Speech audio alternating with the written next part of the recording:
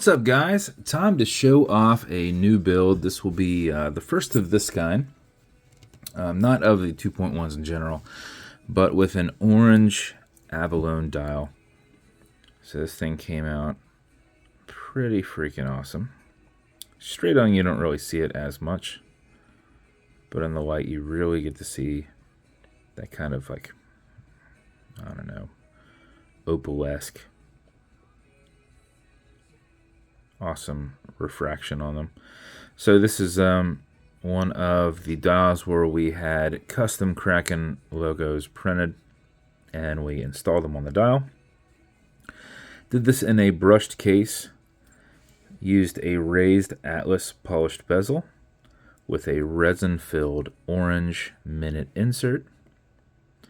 Did a set of silver Moldova hands, Kraken engraved crown, Kraken engraved caseback, and since I had some polished and some brushed, we did a 22 to 20 millimeter bead blasted beads of rice. I'm sorry, nothing's bead blasted.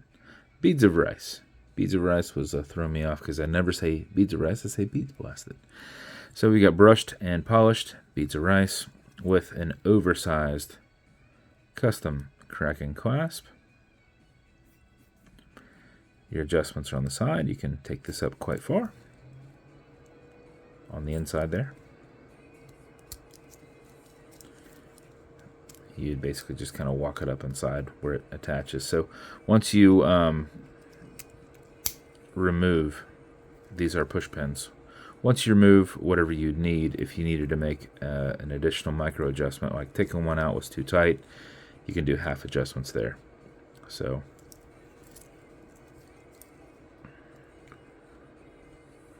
bezel on it will turn left, it'll turn right. These are just tension ring bezels. Automatic mechanical, there is a rotor in the back, you just cannot see it. But as you're moving, it is keeping the watch wound. But before you put it on, you'll want to wind it just a little bit, because unless you set your time and then you start being real active real quick, you might start losing time. So what you're going to do is you're going to back the crown off the threads until you hear it and feel it clicking. You'll know when you're there. You'll feel the click as you're still unwinding. It's not going anywhere, obviously, but it's off the threads. At that point, you can wind. And a wind is a turn clockwise, if you're looking at it from the side. Turning it towards you does not wind it, but it is a lot easier to keep your fingers spacing and go back and forth. If you do this for 4 or 5 seconds before you put it on, that mixed with your rotor movement will keep your time throughout the day. But if you know you're going to be driving or at a desk, you can sit here and go a little longer. Max out your 31-hour power reserve on it. You cannot overwind it, so don't worry about that. When you're happy with your winding, you're going to pull it to the one and only click. And the reason you can't overwind it is it has a slipping mainspring. So I've had people go, have you ever heard of overwinding? And I think that that's their passive-aggressive way of referencing that possibly I'm overwinding it. But they are asking if I've ever heard of it, and the answer is yes, I have heard of it. And I just want to ask them back, have you ever heard of like things like slipping mechanism, mainsprings? And if you read what kind of movements I'm using, you'd know you don't have that issue. The 2415 Vostok or the NH movements all have a slipping mainspring. And once they've accepted the input that they need, they just do not put any additional into the mainspring. So, but yeah, it's funny when people ask if I've ever heard of it. I have heard of it. Thank you. I appreciate them trying to educate me.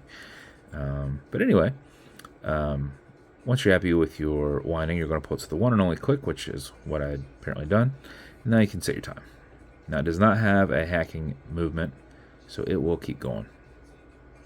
But you also notice you've got a wobble crown, and this deflects lateral pressure from going into the stem and into the movement. So when you're pushing and prying on it, you're not putting any adverse pressures on anything.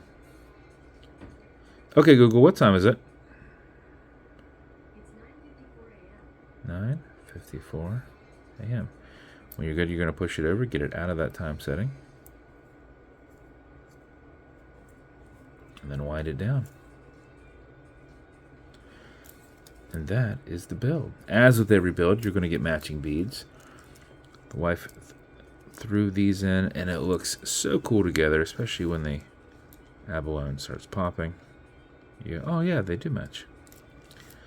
This is going to come in a Kraken slider box with one of my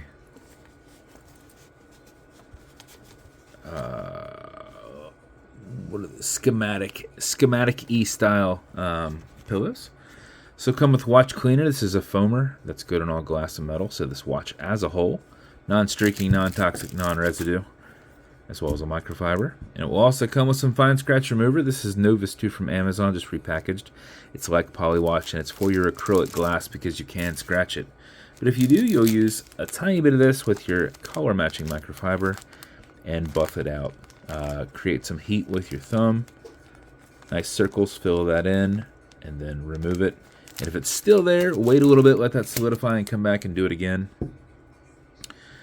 If you scratch the brushed areas, just use the green side of a Scotch-Brite and single pass brush them in. You can only do that on the sides here. This you'd have to polish. These you'd go rounded. On the sides you'd go straight. So, and on the clasp, get the clasp kind of open where the band isn't close and just do single passes.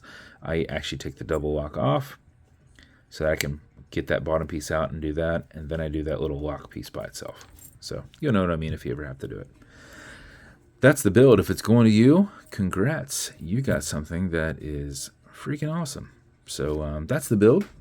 If you want me to build you something custom and unique, reach out and I'll see what I can do. And if you want to continue to see videos like this, like and subscribe as I put them up all the time.